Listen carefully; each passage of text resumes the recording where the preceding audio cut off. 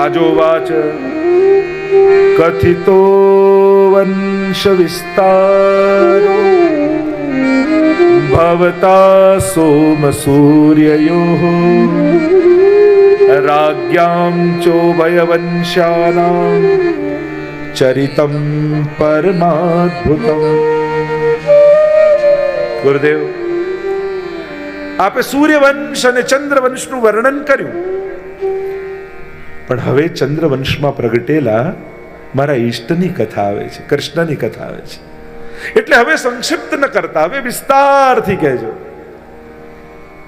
કથિતો વંશ વિસ્તારો ભવતા સોમ સૂર્યયોઃ રાજ્ઞામ ચોભય વંશ્યાનામ ચરિતમ પરમાદ્ભુતમ. એ અદ્ભુત ચરિત્ર હું સાંભળવા માંગુ છું કે જે પરમાત્મા શ્રી કૃષ્ણે પ્રગટ થઈને કર્યા. એટલે કે પ્રભુના ચરિત્રો એ અદ્ભુત છે. તો અદ્ભુત કેમ કયા એની ચર્ચા તો કાલે આપણે વિસ્તારથી કરીશું કે ભગવાન કૃષ્ણના ચરિત્રને સમજવા માટે કયા પાયાના સિદ્ધાંતોનું જ્ઞાન હોવું જરૂરી છે. અને જ્યાં સુધી એ નહીં સમજો ત્યાં સુધી આ લીલા સમજમાં નહીં આવે. કાલે વિસ્તારથી એની ચર્ચા કરીશું. અત્યારે તો બધાને ગોકુળ જવાની ચિંતા છે કે આ જલ્દી જલ્દી ટ્રેન પકડીને ગોકુળ જતા રહી. લોકો વ્રજમાં જતા હોય ત્યારે ટ્રેનમાં બેસે ત્યારથી મનમાં એમ થાય વ્રજ ક્યારે આવશે, વ્રજ ક્યારે આવશે, વ્રજ ક્યારે આવશે. અને પાછી જેટલી ટ્રેનો છે બધી પછી રાતના જ પહોંચાડે છે આપણી તો ગુજરાતની. રાતના જ ઠાકોરજી પધાર્યા ને મથુરામાંથી ગોકુળ, એટલે બધાને એમ થાય ક્યારે ગોકુળ આવે. અને નંદ મહોત્સવમાં તો બધાને પકડી રાખવા એટલા અઘરા. એટલે આપણે અહીંયા થોડી વ્યવસ્થા જાળવીશું, અગાઉથી તમને થોડાક સાવધાન કરી દઉં છું. એટલે ત્યાંથી પછી દોરી વરી જ્યારે બાંધવામાં આવે એટલે બધા જ સ્વયં શિસ્ત પાળજો. આખો પંડાલ ભરાયેલો છે એટલે બધાએ સાચવવાનું છે, ધ્યાન રાખવાનું છે. અને કોઈ આવે અને થોડી જગ્યા હોય તો આપી દેવી. જે કથામાં કોઈને જગ્યા આપે ને એને વૈકુંઠમાં ભગવાન જગ્યા આપે. અને એટલા માટે અહીંયા કોશિશ કરજો.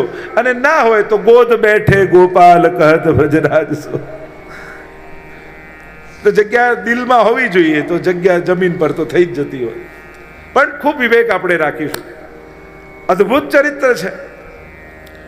અહીંયા કહેવા લાગ્યા નિવૃત્ત ઋષિર્વગીય માનાત ભવૌ સદા છોત્ર મનોભિરામાત કૌત્તમ શ્લોક ગુણાનુવાદાત પુમાન અવિરજ્યેત વિના પશુઘ્નાત. કોણ એવો આત્મઘાતી જીવ હશે જેને ભગવાનની કથામાં રસ નહીં આવતો હોય? પ્રભુની કથા તો એ ભવૌષધિ છે. પેલી ઔષધિ તો કડવી હોય, આ તો મધુર છે. પેલી તો રોગ જાય પછી છોડી દેવાની, આ તો મુક્તિ મળ્યા પછી પણ ગાન શ્રવણ કરતા રહેવાનું. પ્રશ્નો કર્યા.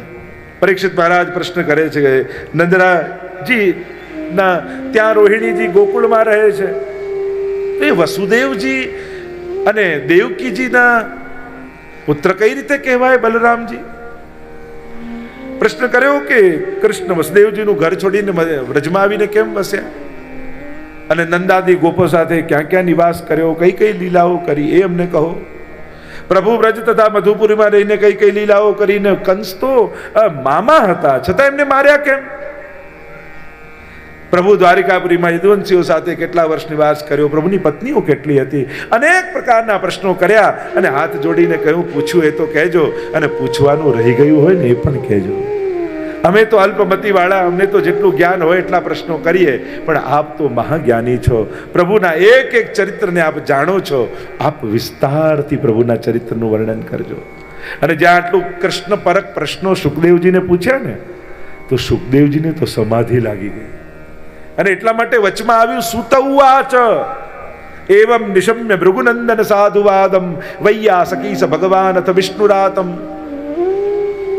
વચમાં સૂત ઉવાચ કેમ આવ્યું? કારણ કે સુખદેવજીની સમાધિ લાગી ગઈ એટલે પ્રભુને થયું કે હવે જો કથા અધૂરી રહી જશે તો આનો ઉદ્ધાર કેમ થશે? એટલે ભગવાન આના મનમાં આવ્યા સુખદેવજીના. અને હવેની કથા સ ભગવાન અથ વિષ્ણુરાતમ, એટલે કે હવેની કથા ભગવાન પોતે કહેશે. એટલે કે દશમ સ્કંદના વક્તા ભગવાન પોતે છે.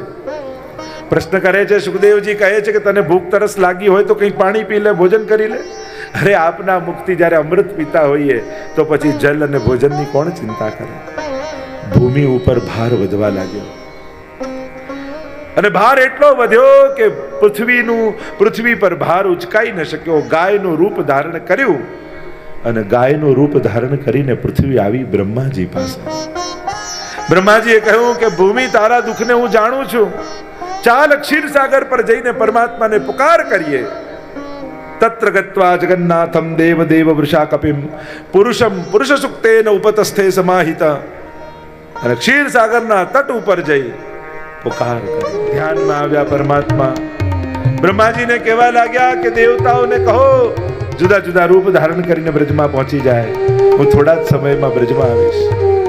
અને દેવતાઓ ગયા બ્રજમાં. કોઈ ગાય બન્યું, કોઈ વાંદરા બન્યા, કોઈ પક્ષી બન્યું, કોઈ વૃક્ષ બન્યા, કોઈ કણ બન્યું. અને જુદા જુદા રૂપ ધારણ કરીને દેવતાઓ ગોઠવાઈ ગયા બ્રજમાં અને પ્રભુને પધારવાની પ્રતીક્ષા કરવા લાગ્યા. અહીંયા વસુદેવ અને દેવકીના વિવાહની કથા આવી.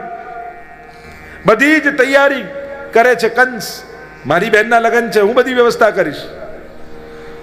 બહેનને વળાવવાનો સમય આવ્યો ને, અને વળાવવાનો સમય આવ્યો એટલે સારથીને ઉતાર્યો નીચે ને કહ્યું મારી બહેનના લગ્ન થયા છે, એને વળાવવા હું પોતે જઈશ.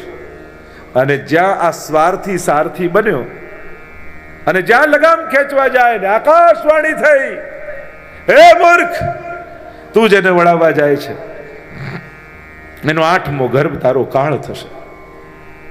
અને જ્યાં વાત સાંભળી આવ્યો ક્રોધ, ખડગ ખેંચ્યું, કેસથી પકડ્યા દેવકીજીને. જ્યાં મારવા જાય અને દોડતા આવીને વસુદેવજી હાથ પકડ્યો અને હાથ પકડી સમજાવવા લાગ્યા, અરે તું મૃત્યુથી ડરે છે. મૃત્યુર જન્મ વતામ વીર દેહેન સહજ આયતે. મૃત્યુ તો માણસના જન્મની સાથે પેદા થાય છે. અને આ તો તારી નાની બેન છે, નાની બેનને મારીશ. નાની બેન તો દીકરી સમાન કહેવાય, એને મારીશ તો તારી યશ, કીર્તિ, ધન, વૈભવ બધો નાશ થઈ જશે. અહીંયા વસુદેવજીમાં વાસુદેવ વસ્યા. વિશ્વાસ બેસો, અરે મારો શત્રુ તો 8મો છે ને, અને 8મો છે અત્યારે એની બીક છે નહીં. 6 બાળક થઈ ગયા અને 6 બાળક થયા. નારદજીને એમ થયું કે ઘડો ભરાશે નહીં તો ફૂટશે કેમ. જઈને કંસ પાસે સમજાવે છે કે આમાં પહેલો કયો ને 8મો કોણ, કેમ સમજાવે. એક ફૂલ લીધું ને કહ્યું જો પહેલીથી ગણે તો 8મી આ થાય, આનાથી ગણે પહેલી તો 8મી આ થાય, આનાથી ગણે તો 8મી આ થાય. બધી પહેલી ને બધી 8મી, આમાં ખબર કેમ પડે 8મો કોણ? ક્યાંક દેવતાઓ તને છેતરી ન જાય. કુબુદ્ધિ થઈને કંસે 6 બાળકોને મારી નાખ્યા. શેષજી 7મા બાળક તરીકે આવ્યા. માયાને આજ્ઞા કરી કર્ષણ કરો ને રોહિણીજીના ગર્ભમાં પધરાવ્યા. પ્રભુને પધારવાનો કાળ આવ્યો. ગ્રહ નક્ષત્રો દિશાઓ અનુકૂળ થયા અને વર્ણન કરતા સુખદેવજી લખે, ગ્રહ નક્ષત્રો પોતપોતાના સ્થાને ગોઠવાયા, દિશાઓ દૈદીપ્યમાન થવા લાગી, આકાશમાં મંગલ ધ્વનિઓના સ્વરો ગુંજવા લાગ્યા. અપ્સરાઓને થયું કલાનિધિ પધાર્યા છે, અમારી કલા સમર્પિત કરીએ. અપ્સરાઓ નૃત્ય કરવા લાગી, સુંદર મંગલ ધ્વનિઓ વાગે છે. પ્રભુને પધારવાનો કાળ આવ્યો છે. રાત્રિનો સમય આવ્યો.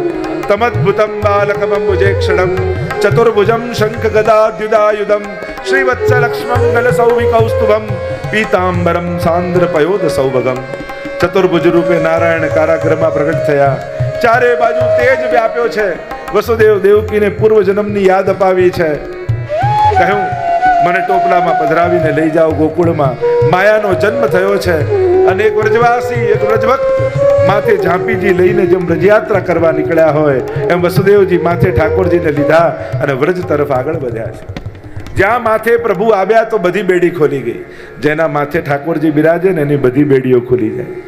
એટલે પુષ્ટિ માર્ગમાં તમારા ઘરે ઠાકોરજી નથી પધરાવતા, તમારા માથે ઠાકોરજી પધરાવે છે. આપણે મારા માથે કયું સ્વરૂપ બિરાજે છે, તમારા માથે કયું સ્વરૂપ બિરાજે છે, આપણે એમ પૂછીએ છીએ.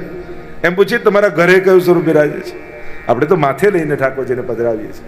અને જ્યાં વસુદેવ દેવકી અને આજ્ઞા કરી છે માથે પધરાવ્યા પ્રભુને, ચાલ્યા છે ગોકુળ તરફ. યમુનાજીને ચરણોના સ્પર્શ કરાવ્યા છે. ચરણ પંકજ રેણુ શ્રી યમને જુદે. આવ્યા છે ગોકુલ, અને ગોકુલમાં માયાને લીધી પ્રભુને પધરાવ્યા અને પાછા આવ્યા. પાછી બેડીઓ લાગી ગઈ, દ્વારપાલો જાગી ગયા. દોડતા દોડતા કંસને જઈને સમાચાર આપે છે, મહારાજ મહારાજ, અષ્ટમ ગર્ભનો પ્રસવ થયો ને દીકરી થઈ છે. દોડતા આવ્યા કંસ, દીકરો હોય કે દીકરી આ મારો શત્રુ છે, જ્યાં પછાડવા જાય. આકાશમાં ગઈને અષ્ટભુજાળી માયા થઈ અને અનેક રૂપ ધારણ કરીને નામથી પૂજાયા છે. અને કહ્યું, મૂર્ખ, તને મારનારો તો ક્યારનો બીજે પહોંચી ગયો છે. અહીંયા બધા જ અસુરોને ભેગા કરીને સભા કરી છે. જેને કંસની સભામાં જવું હોય એ મીટિંગમાં જાય, અને જેને મારી જોડે ગોકુળમાં આવવું હોય ગોકુળ ચાલે. અને અહીંયા ગોકુળમાં રાતના સમયે મંગલ મંગલ સ્વપ્નો આવી રહ્યા છે નંદ બાબાને.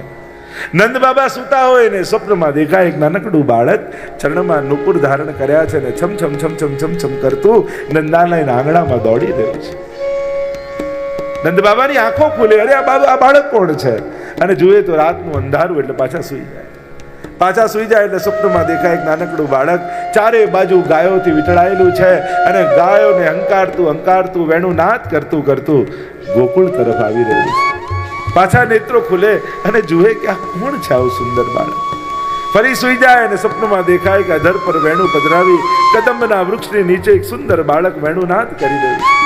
વેણુના સ્વર સંભળાઈને ફરી જાગી જાય નંદ બાબા, અરે આ બાળક છે કોણ? અને આમ કરતા કરતા આખી રાત વીતી.